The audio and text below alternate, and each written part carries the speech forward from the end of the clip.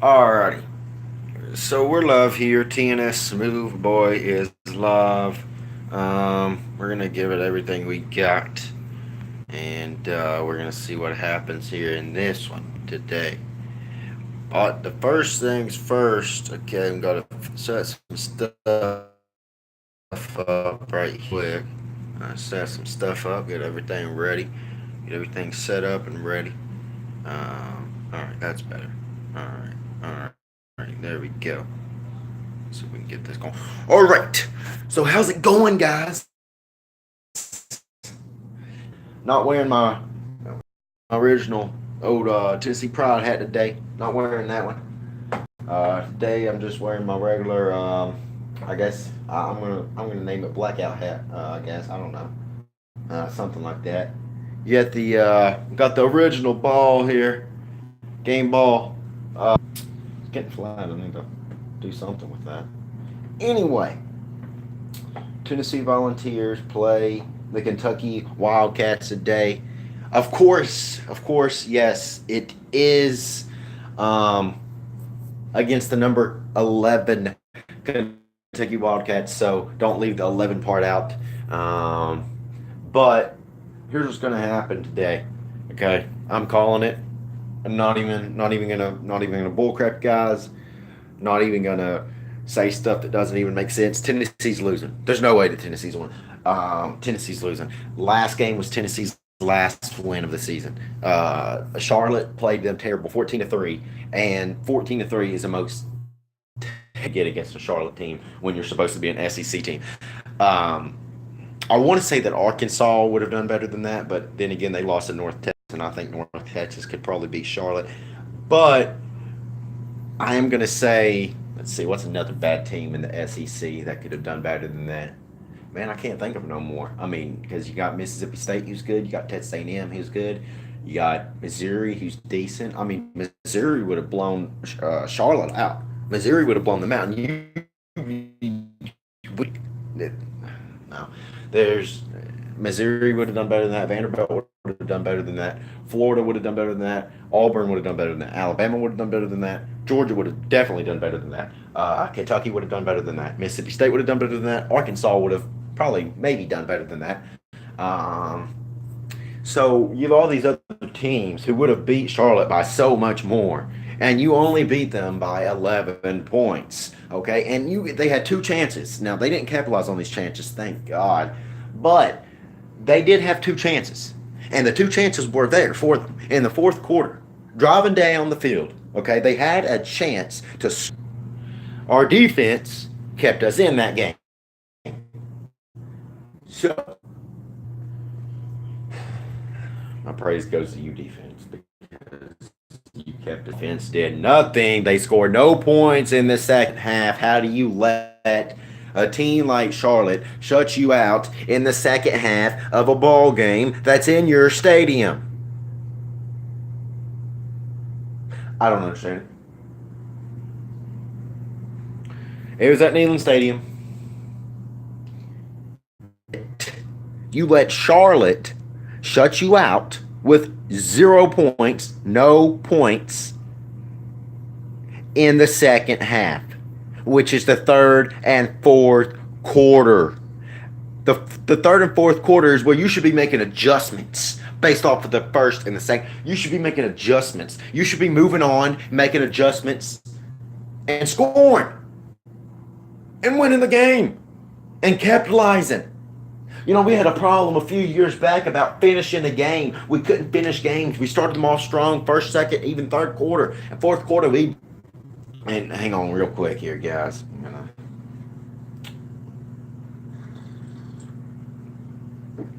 All right. I don't know. But first and second quarter, we did nearly nothing. Okay. And then the third and fourth quarter, we did nothing. The defense, did a little bit in stopping them, but I don't think a team like Charlotte's too hard to stop. But shouldn't be too hard to stop for an SEC.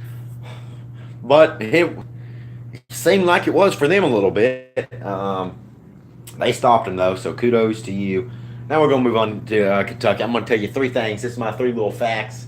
Three facts Three things that Tennessee has to do today if they want to win. I'm not saying that they're going to win because I don't think that they will, but I am saying that there's three things that if Tennessee was going to pull off the magical miracle upset today, this is the three things that they would have to do. Ready for this? Number one, I would say bench Garantano and put Keller Christ out, but it's obvious that you're not going to do that. So I'm going to change that up a little bit. So number one, Garantano has to have a huge game. Okay, now we're going to put, I'm giving up on them playing Keller Christ. But anyway, you play Garantano. Number one thing, he has to have a big game, like the Auburn game. A season high game, which for him would be a career high because he got his career high in this season. But he has to have a season game. Like, he has to have a game on this game that you look back at the end of the season and say, hey, that was his best game of the season. Like, I'm talking like Garantano has to play super good, no interceptions. He has to play just amazing, okay? Garantano cannot do all this little bull crap that he does with sitting in the pocket for 6-7 seconds at a time, getting hit. Now I admit he does get hit a lot, and the offensive line is young, so that's understandable. But some of the hits that he takes, he brings upon himself. So I'm not even going to feel sorry for the kid anymore because some of the hits that this kid takes, he brings upon himself. He sits there and sits there and sits there, and right when he goes to throw it, he gets hit because his awareness isn't as good as it should be, which is understandable because he's a sophomore. So I understand that. He's a sophomore, so I understand his awareness not being that good yet. And I applaud him for everything that he's done for this team because he's done some amazing stuff. But number one thing is he has to release the ball a little bit quicker. His awareness in this game needs to be really good, and his wide receivers have got to get open for him so that he can release the ball a little bit quicker, and so that he's the secondary of Kentucky. Okay, so that's what's going to happen. That's the thing that's got to happen in this game for me. Number two, Tennessee's offensive line. I was going to put defense at number two, but number two is the offensive line because defense has been playing really good the last few games. So I'm not going to put them as number two because they're not a true problem. The problem is number one, Garantano, number two, offensive line. So that's why number one is Garantano, number two is offensive line. So offensive line, here's what you got to do. Simple. Should be. You're got to in this game, and you've got to get down on the line, and when the quarterback hikes the ball, and the play starts developing and going, you got to block. Block the guy. Don't let him pass you. Do not let that guy pass you. Tap it. We're already going to lose the game anyway. So while we're going to lose the game, that's one bad thing. Don't let a second bad thing happen and Garantano get injured. Protect him and stop them from tackling him, which means that you block. It's spelled B-L-O-C-K. Block. I know you guys don't know how to do it, but please learn today. Okay, you're going to learn today. Okay, so please do it. Okay. Hopefully you learn soon in the game rather than late. Yeah. You have in the South Carolina game and 5 flags, which was all for false start, obviously, if it's on the offensive line. So it's happening there. Either that he's going to blitz or he's fake blitzing and he's going to back off and cover a wide receiver or wait for the running back to run out if it's a running play. So if you see that happen, you know one of two things are happening. So as soon as you see him start moving up once you hike the ball, block him. It's not hard. It's really not. Well, it shouldn't be hard, as big as you guys are, but somehow you couldn't. I don't think you guys could block me from getting in there, and that's saying a lot because I'm a small guy. You guys can't even stop a safety from getting in there, and safeties average around 145 to like 160 pounds averagely, and you can't even stop them from getting back in the backfield. So I don't understand how you guys can't stop. Just number two thing, offense line has got the block if Tennessee wants to win this game. Number three, the defense. Yes, the defense is not a problem that I've seen yet. Well, they was a problem early in the season, but these last 2 to 3 weeks, they haven't been a problem. So that's why I'm putting them last, because they're not really a major problem, but we still need them to stay consistent. So number three, defense has got to stay consistent. Okay, defense has got to do what they've been doing the past 2 to 3, maybe 4 games. Okay, they've got to play like they did against Auburn. They've got to play like they did last week. They've got to play like they did the week before that. Okay, if you guys have got to play good, you cannot afford for this. Excuse me, guys. You cannot afford. Sorry,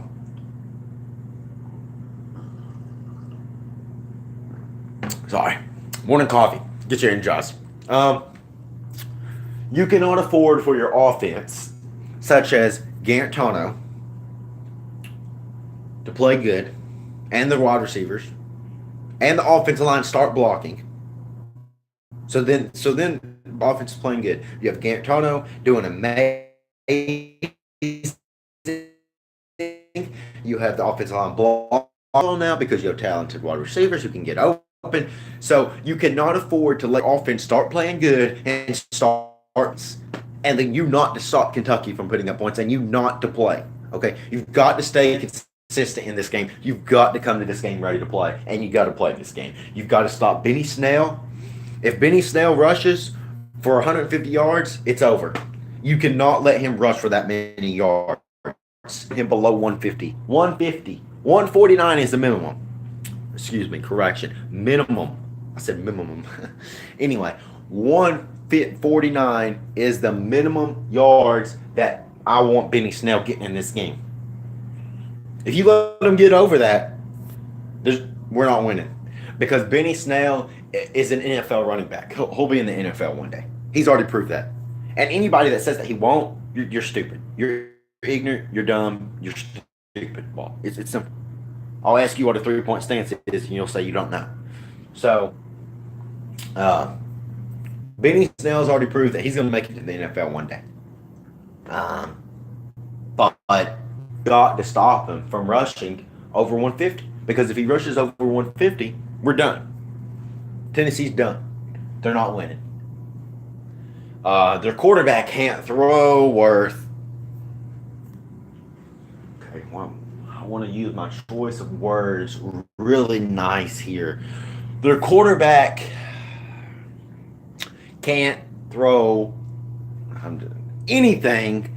I don't even think he could throw a piece of paper in a trash can right in front of him. He can't throw. His awareness, decent, but he can't throw. Okay, he knows when you're coming in. He knows when you're going to get him a little bit sometimes. And he rushes out sometimes because he's a good rusher. But he's a good runner. He's a scrambler quarterback. But that's all he's got going. You see all these other people. They say quarterbacks to dual threat. They pass really good. They can throw really good. They run. They pass touchdowns and they run touchdowns. No, that's not the case. We saw that with Jalen Hurts. Jalen Hurts, everybody said, he can throw and he can run. Well, yeah, the kid could throw a little bit, but he ran a lot better than he could throw. You move that kid to running back Alabama, I think you guys got something special. Well, you guys already have something special, but if you move him to running back, I think that will fit him a lot more. But that's besides the point. We're not talking about them. But you see a lot of people saying, these quarterbacks, they have multiple, they're good at multiple things. They can throw and they can run. Dude, I've seen very, very, very, very few quarterbacks that can run and pass really good. Like, I'm talking like passing really good as I'm like being a passer in the NFL, like being really good, like being a quarterback that can do that. I'm thinking in my mind right now as we're talking. I'm thinking in the NFL. I'm thinking if I can think of anybody, and I can't really think of anybody. I'm still thinking here. Marcus Mariota, he's the only guy that I could see close to that in the NFL. Yeah, Marcus Mariota is the only guy I can see close to that. I mean, that dude he throws the ball, not real quarterback in the NFL, of course. He's a starting quarterback for the Tennessee Titans. Tighten up, baby. Hopefully they can beat the Patriots. Anyway, Marcus Mariota can throw the ball really well, and he can also run the ball really well. I don't think that he could be a running back in the NFL, but he can definitely run the ball. He's multiple times he proved that. So with that, I mean, he ran for a rushing touchdown Monday against the Cowboys, and he's ran for multiple. When I was at the game, when they played the Eagles, he ran for a touchdown there, dove into the end zone. I mean, he runs all the time. He's a scrambler. He's really good at it too. But I don't think that he could be a running back in the NFL. With that being said, he is the only true. He's the only one that's close enough to be a double threat quarterback, as in being passing the ball really well and running the ball really well. He's the only guy that I can think of. In the NFL, in college, you have a few more selections, but those guys are usually bust by the time they get to the NFL because they can either throw the ball well, they can either throw the ball semi well and not run it, and they could either run it really well and not be able to throw it. So, say I have these double threat quarterback. Wilson for Kentucky is not one. It's Wilson or Williams, one or the other. But anyway, I know his jersey number and all that. I know what he looks like. Anyway, I don't pay attention to Kentucky football. All I know is they have Benny Snell. I know their quarterback, and I know their coach. That's all I know. And I know they have Josh Rack at Tennessee. You got to find a way to get past him as well. Uh, um, but play for Tennessee Volunteer. Got to stop Kentucky's offense and stop Benny Snell. If all comes to, if everything comes down to the grain, as I'm going to say, if everything, okay, and everything and all else fails, and the offense for Tennessee is doing absolutely terrible. They can't score. The running backs can't run. The offense line ain't blocking. Once again, um, the quarterback can't throw. They can't do nothing. Well, if all that happens, Tennessee, if your defense can stop Kentucky's offense from scoring, that's scoring as in touchdowns and scoring as in field goals, scoring period, then Tennessee would still have a shot in it. The defense just got. Your defense can keep you in ball games, but only for so long. You can't put your defense in the ball game,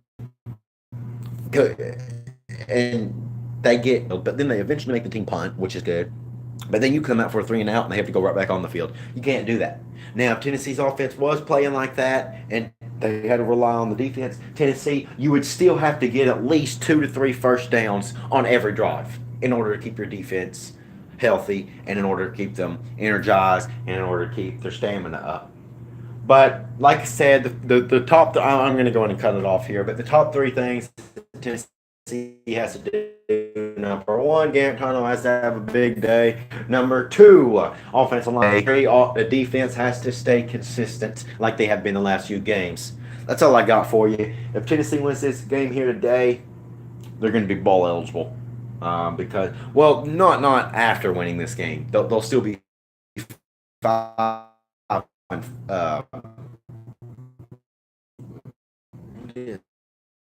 losses. They'll only have to win week. Kentucky, to be honest with you, I could see them having enough momentum and playing well enough, practicing well enough to possibly beating either Missouri or Kentucky, maybe even both.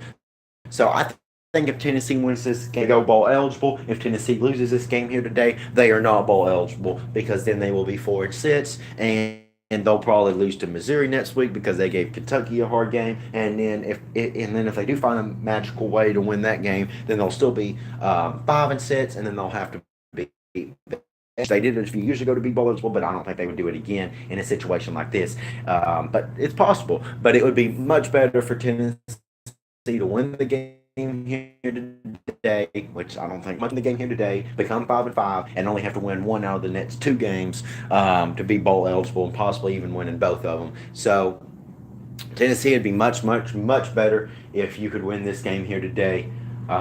If you want to become bowl eligible, and it'd also be better for the program for the wins, not going 4-8 and again, and at least going 5-7 at the bare minimum. So we'll see what happens. As always, go Vols, go Big Orange, Vol for life, all that other stuff. We'll see what happens here today. I'm not too happy because I don't think it's going to happen, but we'll see what happens today. And